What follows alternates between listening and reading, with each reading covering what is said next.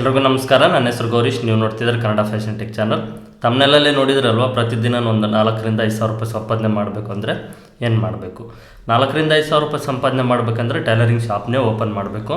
ನಾವು piece work ಮಾಡಿ ಅಷ್ಟು ಸಂಪಾದನೆ ಮಾಡೋಕ್ಕಾಗಲ್ಲ. ಮನೇಲೇ ಕಟಿಂಗ್ ಸ್ಟಿಚಿಂಗ್ ಮಾಡಿನೂ ಅಷ್ಟು ಸಂಪಾದನೆ ಮಾಡೋಕ್ಕಾಗಲ್ಲ. ಟೈಲರಿಂಗ್ ಶಾಪ್ನ ಓಪನ್ ಮಾಡೋ ಆಲೋಚನೆ ಯಾರೆಲ್ಲರಿಗೂ ಇದೆಯೋ ಅವ್ರಿಗೆ ನಾನು ಕೆಲವು ಇಂಪಾರ್ಟೆಂಟ್ ಟಿಪ್ಸ್ನ ತಿಳಿಸ್ಕೊಡ್ತೀನಿ. ನನ್ನ ಎಕ್ಸ್ಪೀರಿಯೆನ್ಸ್ ಪ್ರಕಾರ ಯಾವೆಲ್ಲ ಟಿಪ್ಸ್ನ ಫಾಲೋ ಮಾಡಿ ನಾವು ಟೈಲರಿಂಗ್ ಶಾಪ್ನ ಓಪನ್ ಮಾಡಬೇಕು ಅನ್ನೋದು ಫೇಲ್ ಆಗಬಾರ್ದು, ಸಕ್ಸಸ್ ಆಗೋ ರೀತಿಲಿ ನಾನು ಆ ಟಿಪ್ಸ್ನ ತಿಳಿಸ್ಕೊಡ್ತೀನಿ. ಅದನ್ನು ಫಾಲೋ ಮಾಡಿ ಮುಂದೆ ಏನಾದರೂ ನೀವು ಶಾಪ್ನ ಓಪನ್ ಮಾಡಬೇಕನ್ನೋ ಆಲೋಚನೆ ಏನಾದರೂ ಇದ್ದರೆ ಈ ಟಿಪ್ಸ್ನ ಫಾಲೋ ಮಾಡಿ ಶಾಪ್ನ ಓಪನ್ ಮಾಡಿ. ಖಂಡಿತವಾಗ್ಲೂ ನೀವು ಸಕ್ಸಸ್ ಆಗ್ತೀರಾ. ಮತ್ತು ಪ್ರಾಬ್ಲಮ್ನ ಫೇಸ್ ಮಾಡೋದಿಲ್ಲ, ಜಾಸ್ತಿ ಪ್ರಾಬ್ಲಮ್ನ ಫೇಸ್ ಮಾಡೋದಿಲ್ಲ. ಓಕೆನಾ? ಅದಕ್ಕೂ ಮುಂಚೆ ನೀವು ಇನ್ನೂ ಹೊಸದಾಗಿ ನೋಡ್ತಾ ಇದ್ದರೆ ಈ ಚಾನಲ್ನ ಸಬ್ಸ್ಕ್ರೈಬ್ ಮಾಡಿಕೊಂಡು ಪಕ್ಕದಲ್ಲಿರುವಂಥ ಬೆಲ್ ಐಕನ್ ಕೂಡ ಆನ್ ಮಾಡಿ ಇಟ್ಕೊಳ್ಳಿ. ಇನ್ನು 10 ಡೇಸಲ್ಲಿ ಇನ್ನೊಂದು ಸ್ವಲ್ಪ 10-12 ಡೇಸಲ್ಲಿ ನಾನು ಹೊಸದಾಗಿ ಮತ್ತೆ ಟೈಲರಿಂಗ್ ಕೆಲಸ ಕಲಿಯೋರಿಗೆ ಹೊಸ ಸೀರೀಸ್ನ ಸ್ಟಾರ್ಟ್ ಮಾಡ್ತಾಯಿದ್ದೀನಿ. ಅಂದರೆ ಈಗ ಆಲ್ರೆಡಿ ನಾನು ಆನ್ಲೈನ್ ಕ್ಲಾಸಸ್ನ ಮಾಡಿದ್ದೀನಿ, ಬಟ್ ಅದು ಅಮೌಂಟ್ನ ಪೇ ಮಾಡಿ ನೀವು ಆ ಫುಲ್ ಕೋರ್ಸ್ನ ತೊಗೊಳ್ಬೇಕು. ಕೆಲವ್ರಿಗೆ ಅಮೌಂಟ್ನ ಎಫೆಕ್ಟ್ ಮಾಡೋದಕ್ಕೆ ಆಗೋದಿಲ್ಲ. ಮತ್ತು ನಾನು ಸುಮಾರು 1-1.5 ವರ್ಷದಿಂದನೂ ಯೂಟ್ಯೂಬಲ್ಲಿ ಸಾಕಷ್ಟು ವೀಡಿಯೋನ ಅಪ್ಲೋಡ್ ಮಾಡಿಲ್ಲ.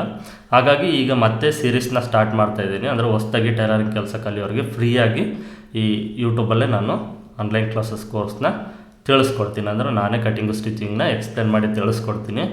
ಹೊಸದಾಗಿ ಪರ್ಫೆಕ್ಟಾಗಿ ಕೆಲಸ ಕಲಿಯೋರು ಫಾಲೋ ಮಾಡಿ. ಇನ್ನೊಂದು 12 ಡೇಸ್ ವೆಯ್ಟ್ ಮಾಡಿ. ಆ 12 ಡೇಸಿಂದ ನಾನು ಒಂದು ಸೀರೀಸ್ನೇ ಸ್ಟಾರ್ಟ್ ಮಾಡ್ತೀನಿ. ಫಸ್ಟಿಂದನೂ ಸ್ಟಾರ್ಟ್ ಮಾಡ್ತೀನಿ. ಪರ್ಫೆಕ್ಟಾಗಿ ನೀವು ಕಲ್ತ್ಕೊಳ್ಬೋದು. ಓಕೆನಾ?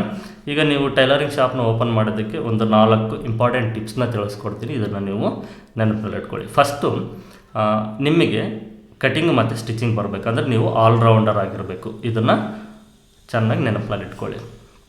ಕಟಿಂಗು ಸ್ಟಿಚಿಂಗ್ ಅಂದರೆ ನಾರ್ಮಲಾಗಿ ನೀವು ಫೋಲ್ಡೆಡ್ ಬ್ಲೌಸ್ನ ಕಟ್ ಮಾಡಿ ಸ್ಟಿಚ್ ಮಾಡೋದು, ಇಲ್ಲಾಂದರೆ ಒಂದು ಡ್ರೆಸ್ ಕಟ್ ಮಾಡಿ ಸ್ಟಿಚ್ ಮಾಡೋದು, ಇಷ್ಟು ಬಂದರೆ ಆಗೋದಿಲ್ಲ.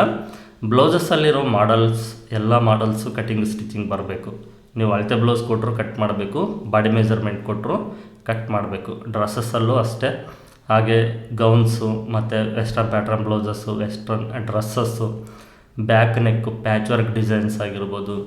ಆಲ್ಟ್ರೇಷನ್ಸ್ ಬಂದರೆ, ಯಾವುದೇ ಆಲ್ಟ್ರೇಷನ್ಸ್ ಬಂದರೂ ಅದನ್ನು ಯಾವ ರೀತಿ ರೆಡಿ ಮಾಡಬೇಕು ಅನ್ನೋದು, ಇದ್ರ ಬಗ್ಗೆ ನೀವು ಕಂಪ್ಲೀಟ್ ಗೊತ್ತಿರಬೇಕು. ನಿಮಗೆ ಕೆಲಸ ಅನ್ನೋದು ಅರ್ಧಬರ್ಧ ಕೆಲಸ ಕಲಿತು ನೀವು ಶಾಪ್ನ ಓಪನ್ ಮಾಡಬೇಡಿ, ಕಂಪ್ಲೀಟಾಗಿ ಕಲ್ತ್ಕೊಳ್ಳಿ. ಓಕೆನಾ? ಬ್ಲೌಸಸ್ಸಲ್ಲಿ folder blouse, prince cut with boat neck, katori blouse, ಲಂಗ ಬ್ಲೌಸು, ಮತ್ತು Sabyasachi blouse, collar neck blouses ತುಂಬ ಇದ್ದಾವೆ ನೋಡಿ. ಇಷ್ಟು ಮಾಡಲ್ಸ್ ಇದ್ದಾವೆ. ಇಷ್ಟು ಮಾಡಲ್ಸು ನೀವು ಅಳತೆ ಬ್ಲೌಸ್ ಕೊಟ್ರೂ ಕಟ್ ಮಾಡಬೇಕು, ಬಾಡಿ ಮೆಜರ್ಮೆಂಟ್ಗೂ ಕಟ್ ಮಾಡಬೇಕು. ಮತ್ತು ಒಂದೊಂದು ಅಳತೆ ಬ್ಲೌಸು ಒಂದೊಂದು ರೀತಿ ಇರುತ್ತೆ. ಒಬ್ಬೊಬ್ಬರು ಬಾಡಿ ಮೆಜರ್ಮೆಂಟ್ ಒಂದೊಂದು ರೀತಿ ಇರುತ್ತೆ. ಪ್ರತಿಯೊಬ್ಬರಿಗೂ ನೀವು ಪರ್ಫೆಕ್ಟಾಗಿ ಕಟ್ ಮಾಡಿ ಸ್ಟಿಚ್ ಮಾಡೋ ರೀತಿ ನೀವು ಕಲ್ತ್ಕೊಂಡಿರಬೇಕು. ಸುಮ್ಮನೆ ಅರ್ಧಬರ್ಧ ಕಲ್ತ್ಕೊಂಡ್ರೆ ಆಗೋದಿಲ್ಲ, ಬರೀ ಆಲ್ಟ್ರೇಷನ್ಸೇ ಬರುತ್ತೆ. ನೀವು ಶಾಪ್ನ ಬೇಗ ಕ್ಲೋಸ್ ಮಾಡಬೇಕಾಗುತ್ತೆ. ಓಕೆನಾ? ಫಸ್ಟು ಪರ್ಫೆಕ್ಟಾಗಿ ನೀವು ಕಟಿಂಗ್ ಮತ್ತು ಸ್ಟಿಚಿಂಗು ಎಲ್ಲ ಮಾಡಲ್ಸು ಕಲ್ತ್ಕೊಳ್ಬೇಕು. ಇದನ್ನು ಚೆನ್ನಾಗಿ ನೆನಪಲ್ಲಿ ಇಟ್ಕೊಳ್ಳಿ. ನೀವು ಅರ್ಧಬರ್ಧ ಕೆಲಸ ಕಲಿತು ಶಾಪ್ನ ಓಪನ್ ಮಾಡೋಕ್ಕೆ ಹೋಗಬೇಡಿ, ಅವಸರ ಪಡಬೇಡಿ. ನಿಧಾನವಾಗಿ ನೀವು ಕಲ್ತ್ಕೊಂಡ ಮೇಲೆ ಶಾಪ್ನ ಓಪನ್ ಮಾಡಿ. ಇದು ಫಸ್ಟು ಟಿಪ್ಸು, ಇದು ಇಂಪಾರ್ಟೆಂಟು. ಸೆಕೆಂಡ್ ಟಿಪ್ಸ್ ಬಂದುಬಿಟ್ಟು, ಟೈಲರಿಂಗ್ ಶಾಪ್ನ ಓಪನ್ ಮಾಡೋದಕ್ಕೆ ಅಮೌಂಟ್ ಬೇಕೇ ಬೇಕು, ಹಣ. ಈ ಅಮೌಂಟು ನೀವು ಸಾಲ ಮಾಡಿ ಶಾಪ್ನ ಓಪನ್ ಮಾಡೋಕ್ಕೆ ಹೋಗಬೇಡಿ. ಇದು ನನ್ನ ಎಕ್ಸ್ಪೀರಿಯೆನ್ಸ್ ಪ್ರಕಾರ ನಿಮಗೆ ತಿಳಿಸ್ತಾ ಇದ್ದೀನಿ. ನೀವು ಹಣನ ಸಂಪಾದನೆ ಮಾಡಿ ನಿಮ್ಮದೇ ಸ್ವಂತ ಹಣದಿಂದ ಶಾಪ್ನ ಓಪನ್ ಮಾಡಿ. ಒಂದು ವೇಳೆ ಅದೇನಾದರೂ ಫ್ಲಾಪ್ ಆಯಿತು ಅಂದರೆ ಸಾಲ ಇರೋದಿಲ್ಲ ನಿಮ್ಮ ಮೇಲೆ, ನೀವು ಜೀವನ ಸಾಗಿಸೋದಕ್ಕೆ ಒಂದು ಅನುಕೂಲ ಇರುತ್ತೆ. ಇಲ್ಲಾಂದರೆ ಸಾಲ ಏನಾದರೂ ನಿಮ್ಮ ಮೇಲೆ ಇತ್ತು ಅಂದರೆ ಆ ಸಾಲ ತೀರಿಸೋದಕ್ಕೆ ತುಂಬ ಸ್ಟ್ರಗಲ್ ಪಡಬೇಕಾಗುತ್ತೆ, ತುಂಬ ಕಷ್ಟಪಡಬೇಕಾಗುತ್ತೆ. ಸಾಲ ಮಾಡಿ ಅವಸರಕ್ಕೆ ಶಾಪ್ನ ಓಪನ್ ಮಾಡಬೇಡಿ. ನಿಮ್ಮ ಸ್ವಂತ ಹಣದಿಂದನೇ ಶಾಪ್ನ ಓಪನ್ ಮಾಡಿ. ಶಾಪ್ ಓಪನ್ ಮಾಡಿದ ಮೇಲೆ ಅದೇನು ಸಡನ್ಲಿ ಕ್ಲಿಕ್ ಆಗೋದಿಲ್ಲ. ಒಂದು 3-4 ತಿಂಗಳು ನಿಮಗೆ ಮೇಂಟೆನೆನ್ಸ್ಗೆ ಅಮೌಂಟ್ ಬೇಕಾಗುತ್ತೆ. ಬಾಡಿಗೆ, current bill, materials, lining. Tailoring ಶಾಪಲ್ಲಿ ಕಟಿಂಗು ಮತ್ತು ಸ್ಟಿಚಿಂಗ್ ಬೇಕಾಗಿರುವಂಥ ಮೆಟೀರಿಯಲ್ಸ್ ಎಲ್ಲ ಪ್ರತಿಯೊಂದು ಬೇಕಾಗುತ್ತೆ. ಮತ್ತು ಟೈಲರ್ಗೆ ಪೇಮೆಂಟ್ ಏನಾದರೂ ಕೊಡೋದಾದರೆ ಟೈಲರ್ಗೆ ಪೇಮೆಂಟು, ಈ ರೀತಿ ತುಂಬಾ ಇರುತ್ತೆ ಮೇಂಟೆನೆನ್ಸು. 3-4 ತಿಂಗಳು ಈ ಮೇಂಟೆನೆನ್ಸ್ಗಾದರೂ ನಿಮ್ಮ ಹತ್ರ ಅಮೌಂಟ್ ಇರಬೇಕಾಗುತ್ತೆ. ಹೊಸದಾಗಿ ಶಾಪ್ನ ಓಪನ್ ಮಾಡಿದಾಗ ಅಡ್ವಾನ್ಸು, ಕಟಿಂಗ್ ಟೇಬಲ್ಲು, ಸಿಜರ್ಸು, ಮಿಷನ್ನು ತುಂಬಾ ಇರುತ್ತೆ. ಇದಕ್ಕೆಲ್ಲದಕ್ಕೂ ನೀವು ಸಾಲ ಮಾಡಿ ಏನಾದರೂ ಇನ್ವೆಸ್ಟ್ ಮಾಡಿದ್ರಿ ಅಂದ್ಕೊಳ್ಳಿ, ಸಕ್ಸಸ್ ಆಯಿತು ಅಂದರೆ ಓಕೆ, ಫೇಲ್ ಆದರೆ ನಿಮ್ಮ ಕೈಲಿ ಸುಧಾರಿಸ್ಕೊಳ್ಳೋಕ್ಕೆ ಆಗಬೇಕು, ಓಕೆನಾ. ಹಾಗಾಗಿ ನಿಮ್ಮ ಹತ್ರ ಸ್ವಂತ ಹಣ ಇದ್ದರೆ ತುಂಬ ಅನುಕೂಲ ಅಂತ ನನ್ನ ಎಕ್ಸ್ಪೀರಿಯೆನ್ಸ್ ಪ್ರಕಾರ ತಿಳಿಸ್ತಾ ಇದ್ದೀನಿ. ಇದನ್ನು ನೀವು ನೆನಪಲ್ಲಿ ಇಟ್ಕೊಳ್ಳಿ. ಅರ್ಧಬರ್ಧ ಕೆಲಸ ಕಲಿತು ಓಪನ್ ಮಾಡಬೇಡಿ, ಸಾಲ ಮಾಡಿ ಅಂತೂ ಮೊದಲೇ ಓಪನ್ ಮಾಡಬೇಡಿ. ಸ್ವಲ್ಪ ಪೇಷನ್ಸ್ ಇರಲಿ, ನಿಧಾನವಾಗಿ ಪರ್ಫೆಕ್ಟಾಗಿ ಕಲಿತ್ಕೊಂಡು ಸಂಪಾದನೆ ಮಾಡಿ ಸ್ವಂತ ಹಣದಿಂದನೇ ಓಪನ್ ಮಾಡೋ ಪ್ರಯತ್ನ ಮಾಡಿ. ಅದೇ ಆಲೋಚನೆಯೇ ಬೆಟರು. ನೆಕ್ಸ್ಟು ಥರ್ಡ್ ಒನ್ ಬಂದುಬಿಟ್ಟು, ನೀವು ಶಾಪ್ನ ಓಪನ್ ಮಾಡೋ ಆಲೋಚನೆ ಏನಾದರೂ ಇದ್ದರೆ ಆ ಪ್ಲೇಸ್ ಇರುತ್ತಲ್ವ, ಶಾಪ್ನ ಓಪನ್ ಮಾಡೋ ಪ್ಲೇಸು ನಿಧಾನವಾಗಿ ಹುಡುಕಿ ನೀವು ಆ ಶಾಪ್ನ ಓಪನ್ ಮಾಡಬೇಕು. ಆ ಪ್ಲೇಸ್ ಸೆಲೆಕ್ಟ್ ಮಾಡಬೇಕು. ಎಲ್ಲಂದರಲ್ಲಿ ನೀವು ಪ್ಲೇಸ್ನ ಸೆಲೆಕ್ಟ್ ಮಾಡಿದರೆ ಕಸ್ಟಮರ್ಸು ಬರೋದಿಲ್ಲ. ಯಾವುದೋ ಒಂದು ಸಂದಿಲಿ ಮತ್ತು ಕೆಲವು ಒಟ್ಟು ಲೇಡೀಸು ಬರೋದಕ್ಕೆ ಅನುಕೂಲ ಇರಬೇಕು. ಎಲ್ಲಂದರಲ್ಲಿ ಶಾಪ್ನ ಓಪನ್ ಮಾಡಿದರೆ ಲೇಡೀಸ್ ಬರೋದಿಲ್ಲ. ಜೆಂಟ್ಸ್ ಟೈಲರಿಂಗ್ ಶಾಪ್ ಆದರೆ ನಡೆಯುತ್ತೆ. ನೀವು 3rd floor, 4th floor, 2nd floor, ಹೀಗೆ ನೀವು ಮೇಲ್ಗಡೆ ಫ್ಲೋರಲ್ಲಿ ಜೆಂಟ್ಸ್ ಟೈಲರ್ದು ಓಪನ್ ಮಾಡಿದರೆ ನಡೆಯುತ್ತೆ. ಲೇಡೀಸ್ ಟೈಲರ್ದು ಕೆಳಗಡೆ ಇರಬೇಕು ಶಾಪು. ಮತ್ತು ಆ ಏರಿಯಾ ಲೇಡೀಸ್ ಓಡಾಡೋದಕ್ಕೆ ಅನುಕೂಲವಾಗಿರಬೇಕು. ಅದಕ್ಕೆ ವೆಹಿಕಲ್ಸ್ ಎಲ್ಲ ಬಸ್ಸಸ್ ಆಗಿರ್ಬೋದು ಮತ್ತು ವೆಹಿಕಲ್ಸ್ ಬಂದು ಹೋಗೋದಕ್ಕೆ ಅನುಕೂಲ ಇರಬೇಕು. ಲೇಡೀಸು ಕಂಫರ್ಟಬಲ್ಲಾಗಿ ಆ ಶಾಪ್ಗೆ ಬರೋದಕ್ಕೆ ಅನುಕೂಲ ಇರಬೇಕು. ಈ ರೀತಿ ನೀವು ಆಲೋಚನೆ ಮಾಡಿ ಶಾಪ್ನ ಓಪನ್ ಮಾಡಬೇಕು.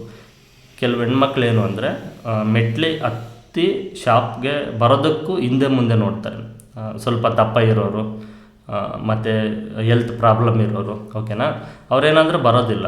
ಅಂಥವ್ರು ಬರಬೇಕು. ಪ್ರತಿಯೊಬ್ಬರು ಶಾಪ್ಗೆ ಓಪನ್ ಬರಬೇಕು. ಶಾಪ್ಗೆ ಬರಬೇಕು ಅಂದರೆ ನೀವು ಆ ಪ್ಲೇಸ್ನ ಸೆಲೆಕ್ಟ್ ಮಾಡುವಂಥ ಪ್ಲೇಸು ಬೆಟರಾಗಿರಬೇಕು. ಈ ಪಾಯಿಂಟ್ಸ್ನ ನೋಡಿಕೊಂಡು ಶಾಪ್ನ ಓಪನ್ ಮಾಡಿ. ಲೇಡೀಸ್ ಬರಬೇಕು, ಓಡಾಡುವಂಥ ಪ್ಲೇಸ್ ಆಗಿರಬೇಕು, ಅವ್ರಿಗೆ ಕಂಫರ್ಟಬಲ್ ಅನ್ನಿಸ್ಬೇಕು, ಓಕೆನಾ. ನೆಕ್ಸ್ಟು ಯಾವುದೋ ಸಂದಿಲಿ ಅಲ್ಲೆಲ್ಲ ಓಪನ್ ಮಾಡೋಕ್ಕೆ ಹೋಗಬೇಡಿ.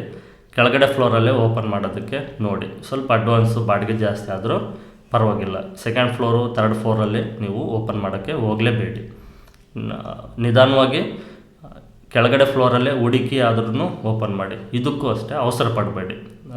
ನಾನು ಓಪನ್ ಮಾಡಲೇಬೇಕು ಅನ್ನೋ ಒಂದು ಆತರ ಇರುತ್ತಲ್ವ, ಆ ಆತರದಿಂದ ಎಲ್ಲಂದ್ರಲ್ಲೇ ಶಾಪ್ನ ಓಪನ್ ಮಾಡಬೇಡಿ. ಫೇಲ್ ಆಗುತ್ತೆ, 100% ಫೇಲ್ ಆಗುತ್ತೆ. ಕಸ್ಟಮರ್ಸ್ ಬರೋದಿಲ್ಲ. ಇದು ನನ್ನ ಎಕ್ಸ್ಪೀರಿಯೆನ್ಸ್ ಪ್ರಕಾರನೇ ತಿಳಿಸ್ತಾ ಇದ್ದೀನಿ. ಶಾಪು ಕೆಳಗಡೆ ಫ್ಲೋರಲ್ಲೇ ಇರೋ ರೀತಿ ನೋಡ್ಕೊಳ್ಳಿ. ಲೇಡೀಸ್ ಓಡಾಡೋದಕ್ಕೆ ಅನುಕೂಲ ಇರಲಿ, ಕಂಫರ್ಟಬಲ್ ಆಗಿರಲಿ. ಈ 3 ಪಾಯಿಂಟ್ಸು ತಿಳ್ಕೊಳ್ಳಿ. ಈ 3ಕ್ಕೂ ನೀವು ಆತರ ಪಡಬೇಡಿ. ನೆಕ್ಸ್ಟ್ ಇನ್ನೊಂದೇನು ಅಂದರೆ 4th ಪಾಯಿಂಟ್ ಬಂದುಬಿಟ್ಟು, ನೀವು ಫಸ್ಟ್ ಒಂದು 6 ತಿಂಗಳು ವರ್ಷ ಮನೇಲೇ ಕಟ್ಟಿಂಗು ಸ್ಟಿಚಿಂಗು ಮಾಡಿ. ಹಾಗೇನಾಗುತ್ತೆ ಅಂದರೆ ಕಸ್ಟಮರ್ ನಿಮ್ಮ ಹತ್ರ ಇರ್ತಾರೆ. ನೀವು ಶಾಪ್ನ ಇಲ್ಲೇ ಓಪನ್ ಮಾಡಿದ್ರು ಸ್ಟಾರ್ಟಿಂಗು ಅದೇ ಕಸ್ಟಮರ್ಸ್ ಬರ್ತಾರೆ. ನಿಮಗೆ ಸ್ಟಾರ್ಟಿಂಗಿಂದನೇ ಕೆಲಸ ಸಿಗುತ್ತೆ, ರೊಟೇಷನ್ ಆಗುತ್ತೆ ಅಮೌಂಟ್ ಅನ್ನೋದು, ಓಕೆನಾ. ನೀವು ಈ ರೀತಿ ಮನೇಲೇ ಕಟಿಂಗು ಸ್ಟಿಚಿಂಗ್ ಮಾಡಿ ಕಸ್ಟಮರ್ಸ್ ನಿಮ್ಮ ಹತ್ರ ಇಲ್ಲ ಅಂತ ನೀವು ಹೊಸ್ದಾಗಿ ಏನಾದರೂ ಶಾಪ್ನ ಓಪನ್ ಮಾಡಿದ್ದೀರಿ ಅಂದ್ಕೊಳ್ಳಿ. ಹೊಸ್ದಾಗಿ ಅಂದರೆ ಯಾರಿಗೂ ಗೊತ್ತಿರೋದಿಲ್ಲ, ಪಬ್ಲಿಸಿಟಿ ಇರೋದಿಲ್ಲ. ಕಸ್ಟಮರ್ಸ್ ಬರೋದಕ್ಕೆ ಸ್ವಲ್ಪ ಲೇಟ್ ಆಗುತ್ತೆ. ನಿಮಗೆ ರೊಟೇಷನ್ ಆಗೋದು ಸ್ವಲ್ಪ ಲೇಟ್ ಆಗುತ್ತೆ. ಅಮೌಂಟ್ ಸಂಪಾದನೆ ಮಾಡೋದಕ್ಕೆ ಅಮೌಂಟ್ ಟರ್ನ್ ಓವರ್ ಆಗೋದು ಸ್ವಲ್ಪ ಲೇಟ್ ಆಗುತ್ತೆ. ಕಸ್ಟಮರ್ಸ್ ನೀವು ಪಬ್ಲಿಸಿಟಿ ಮಾಡಿಕೊಂಡು ಅದು ಸಕ್ಸಸ್ ಆಗೋದ್ರೊಳಗೆ ಒಂದು 3-4 ತಿಂಗಳಾದರೂ ಆಗುತ್ತೆ. ಅಷ್ಟರವರೆಗೂ ನೀವು ಮೇಂಟೆನೆನ್ಸ್ ಮಾಡಬೇಕಾಗುತ್ತೆ. ಅದೇ ನೀವು ಮನೇಲಿ ಒಂದು 6 ತಿಂಗಳು ವರ್ಷ ಕೆಲಸ ಮಾಡಿದ್ರಿ ಅಂದ್ಕೊಳ್ಳಿ, ನಿಮ್ಮ ಹತ್ರ ಕಸ್ಟಮರ್ಸ್ ಅಲ್ಪ ಸ್ವಲ್ಪ ಜನ ಆದರೆ ಇರ್ತಾರೆ.